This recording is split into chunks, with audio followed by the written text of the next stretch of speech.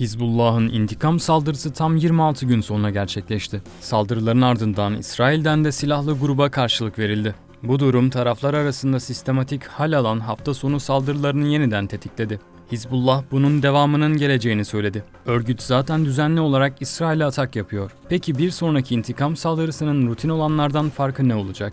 Hafta sonu saldırılarını yeniden görecek miyiz? Şiddetin ayarı yapılamadığı takdirde daha geniş çatışmalar bizi bekliyor mu? Tüm bu soruları İstanbul Üniversitesi İlahiyat Fakültesi Doktor Öğretim Üyesi Tuğba Yıldız ile cevaplamaya çalışacağız. Son dönemde Hamas'tan sonra İsrail'le en çok silahlı gerilim yaşayan grupsa Hizbullah oldu. Bilindiği üzere 30 Temmuz'da Lübnan'ın başkenti Beyrut'a yönelik savaş uçaklarıyla düzenlenen saldırıda silahlı grubun en üst düzey komutanlarından Fuat Şükür'ü öldürmüştü. Örgüt içerisinde önemli bir yer edinen Şükür'ün öldürülmesinin ardından Hizbullah intikam dedi. Bu olayın hemen sonrasında İsrail'in İran'ın başkenti Tahran'da Hamas lideri İsmail Haniye'yi öldürmesi taraflar arasındaki gerilimi artırdı.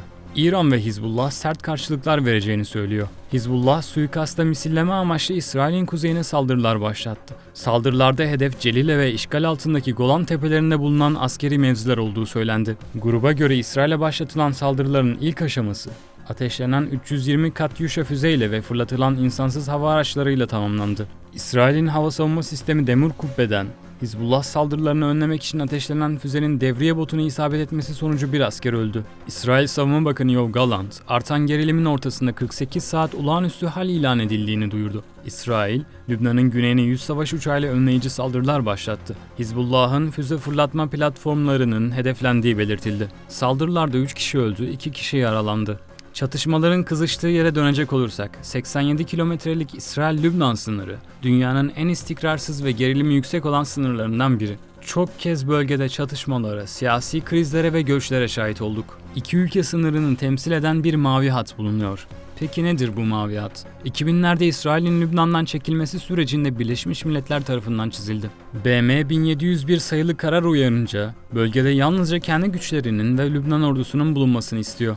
Diğer askeri yapılarınsa hat içerisinde barınması istenmiyor. Hat, İsrail'in işgalini sağladığı gerekçesiyle Lübnan yönetimi ve Hizbullah tarafından eleştiriliyor. Lübnan, sınır bölgesindeki Şeba çiftliklerinin de kendi kontrolünde olduğunu söylüyor. Ancak burası İsrail tarafından işgal edilmiş durumda. Hizbullah da Şeba'da işgalin sonlanmadığı gerekçesiyle İsrail'in varlığına karşı çıkıyor. Hizbullah, işgali gerekçe göstererek Litani Nehri ve İsrail'le sınır olarak belirlenen Mavi Hat arasındaki bölgelerde askeri varlığa sahip. İsrail de Hizbullah'ın Litani Nehri'nin gerisine çekilmesini talep ediyor.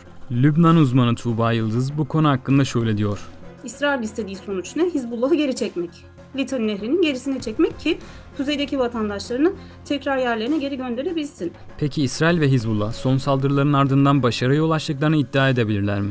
Benjamin Netanyahu, Hizbullah'a karşı yürütülen operasyonu başarılı olarak nitelendirdi. Ancak bunun hikayenin sonu olmadığını, gerektiği takdirde daha fazla saldırı gerçekleştireceklerini söyledi.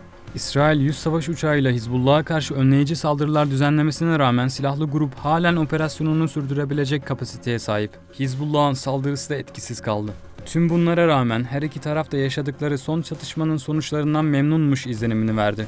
Yani İsrail daha avantajlı bir pozisyonda gözüküyor şu anda ama İsrail'in Hizbullah noktasına karşılaşmış olduğu iki tane büyük problem var. Bir tanesi Hizbullah'ı işte o mavi hattın gerisine hala çekememiş olması ve kuzeydeki vatandaşlarını hala emniyete alabilmiş değil.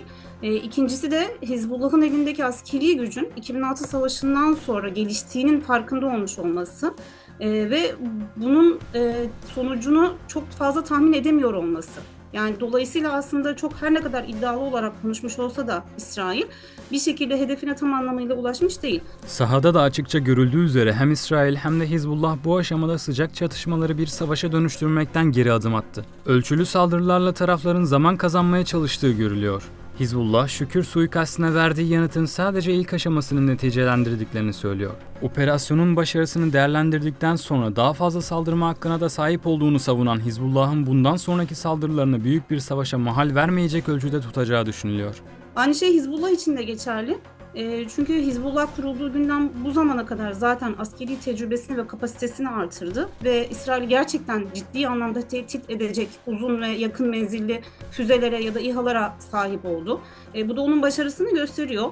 Aynı şekilde söylemde de şiddetin arttığını görüyoruz.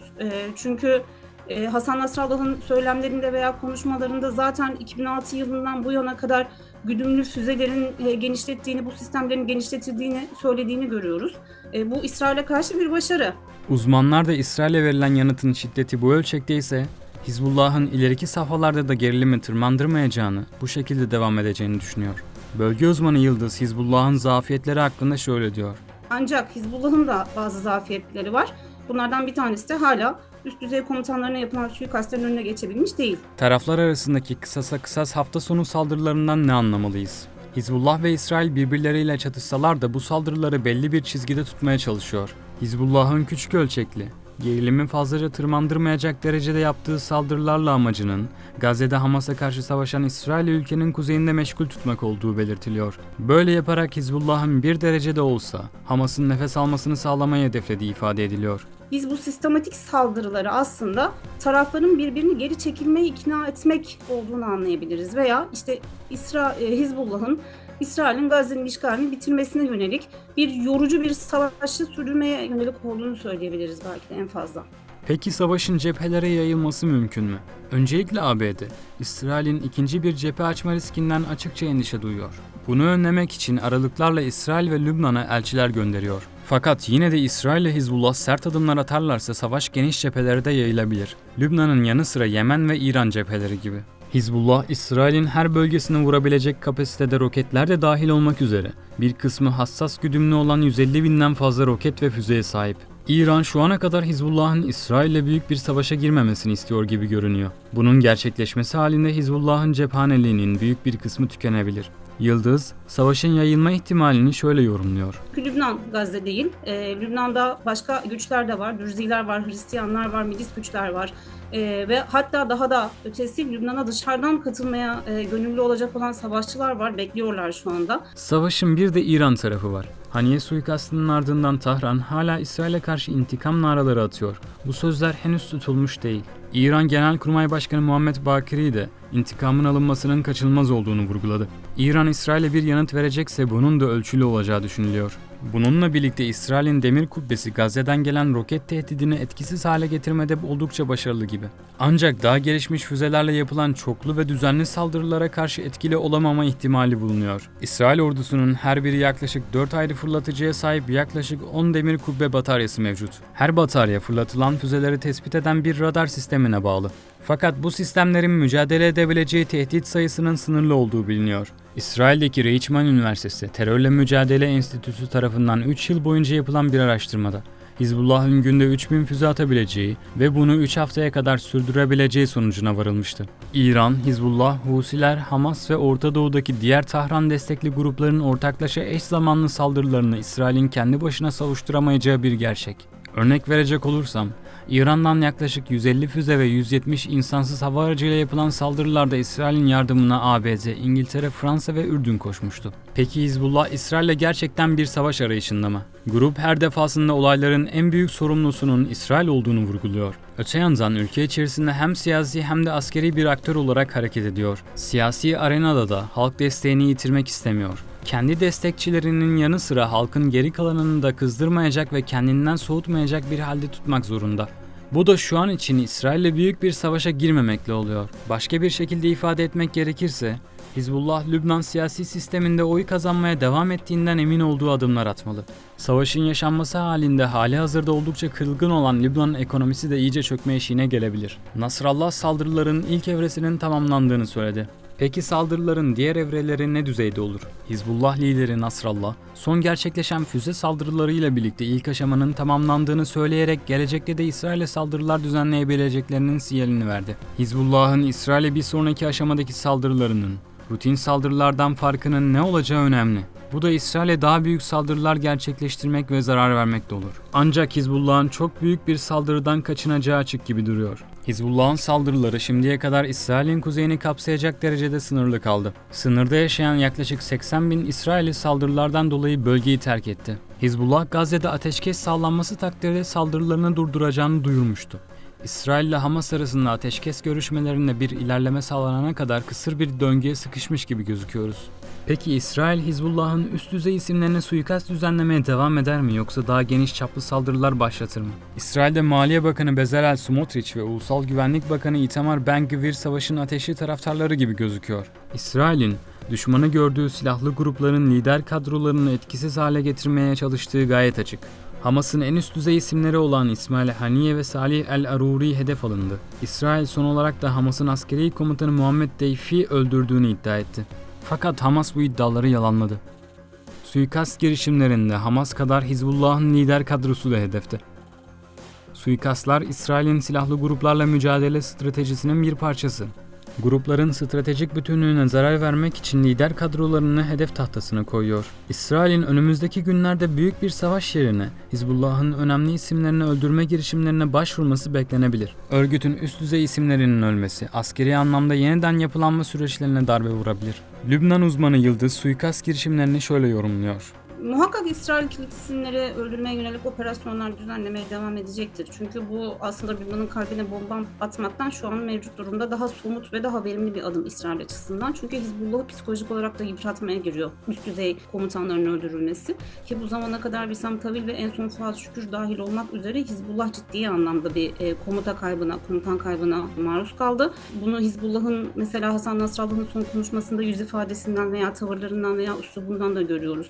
Dolayısıyla İsrail'in Hizbullah'a yönelik operasyonlarında hem askeri sistemini veya savaş stratejisini çözmenin yanında psikolojik olarak nasıl yıpratacağını da öngörerek kilit isimleri öldürmeye devam edeceğini düşünüyorum. İsrail'in Gazze Savaşı sebebiyle ordusu ve ekonomisi yorgun düştü. Bu durum savaşı genişletmesine engel olabilir.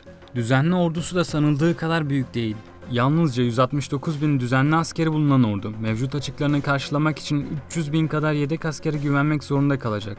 Yedek askerler orduda hizmet edebilmek için günlük hayatlarındaki işlerini geride bırakıp geliyorlar. Bu da ekonomik gidişatı kötü düzeyde etkileyebilir. Ülkenin sürekli bir savaş halinde olmasından muzdarip olanlar da var. Bunlar artık bir molaya ihtiyaçları olduğunu savunuyorlar. Bu durum İsrail'in büyük bir savaşa girişmesine engel olabilir. Netanyahu içinde bulunduğu savaşı uzatmak ve genişletmek ister mi? Netanyahu görevdeyken yargılanan ilk İsrail Başbakanı. Kendisi 3 ayrı yolsuzluk davasıyla karşı karşıya. Netanyahu, yargılanması sonucunda suçlu bulunması takdirde 10 yıl hapis cezası alması olası. Başbakanın yolsuzluk davalarını atlatmak için Gazze işgalini sürdürmeye meyilli olduğu yorumlanıyor. Gazze'yi kullanan Netanyahu'nun aynı şekilde Hizbullah'ı önümüzdeki zamanlarda bir bahane olarak kullanabileceği düşünülüyor. Öte yandan İsrail hükümeti içinde bazı isimler de Hizbullah'la savaşı istiyor gibi görünüyor. İsrail Dışişleri Bakanı İsrail Katz, Hizbullah'a karşı topyekün bir savaş kararının yakında alınacağını ve İsrail ordusunun üst düzey komutanlarının operasyon planını onayladığını söylemişti. Netanyahu kabinesinin en aşırı sağcı üyeleri Smotrich ve Ben-Gvir açıkça İsrail'in Güney Lübnan'ı işgal etmesi çağrısında bulundu. Bu baskı olmasa bile Netanyahu'nun Hizbullah tehdidini etkisiz hale getirmek için yeterli nedeni var. Bir de İsrail içinde erken seçim endişesi mevcut.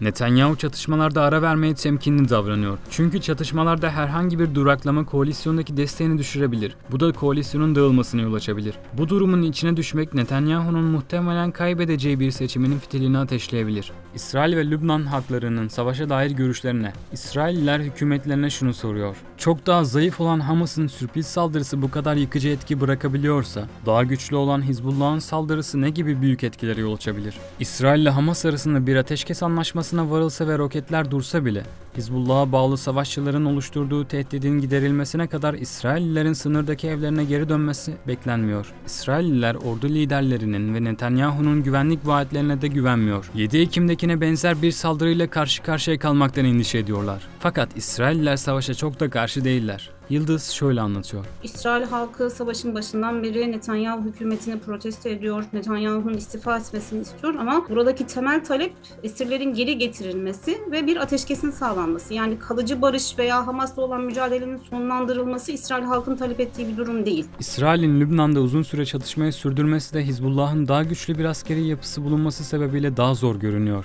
Gazze işgali sebebiyle zaten İsrail'in ekonomisi sallantıda. Ekonomistler İsrail'in Gazze Savaşı maliyetinin 67 milyar dolara mal olduğunu açıklamıştı. İsrail'in saldırıları sonrası 90 bin Lübnanlı sınırı terk etti. Ülke içinde gündelik yaşam tabii ki devam ediyor. Ancak bazıları temel ihtiyaç maddelerini stoklamaya başladılar bile. Lübnan halkı da bir savaşa sıcak bakmıyor. Çünkü ülke ekonomisi 2019'dan bu yana çökmüş halde. Lübnan tarafındaysa böyle değil. Lübnan tarafında hiç kimse hiçbir şekilde savaş istemiyor. Dolayısıyla Lübnan'ın doğrudan savaşa girmesi Lübnan halkı için Şiiler dahil olmak üzere istenilen bir durum değil. Çıkacak herhangi bir savaş ülkenin tamamen çökmesine yol açabilir. Bu problemler de tümüyle Hizbullah'a yıkılır ve Hizbullah'ın ülke içindeki meşruiyeti zedelenebilir. Hizbullah da tepkisini ölçülü bir şekilde veriyor. Bunun nedeni İsrail'in güçlü ateş gücüne sahip olduğunun farkında olması. Ancak bu biraz da Lübnan halkının savaş istememesinden kaynaklı. Grup topyekün bir savaş istemediğini, ancak Lübnan'a dayatılan herhangi bir savaş bağlamında İsrail'in kuzeyine kara saldırısı başlatacağını savunuyor. Bundan sonraki süreç aslında Gazze'deki sürece bağlı. Yani Gazze Savaşı ile alakalı olarak somut bir adım atılırsa Hizbullah zaten geri çekilmeye de başlayacaktır. Akıllarda tek soru. Bundan sonra ne olacak? Gazze'de ateşkes ihtimali savaşın belirleyicilerinden. Hamas'la İsrail arasında varılacak bir ateşkes, Hizbullah'ın saldırılarını sonlandırabilir. Bu da büyük bir savaşın patlak vermesini engelleyebilir. Hizbullah'ın yanıtını gördük. Aynı şekilde şimdi de İran'dan yanıt bekleniyor. Ayrıca bölgede ABD, İsrail için güvenlik önlemlerini sıkılaştırmış durumda. İran her ne kadar yanıt verecek olsa da bunun şiddeti büyük bir savaşın fitilini ateşleyecek derecede olmayacak.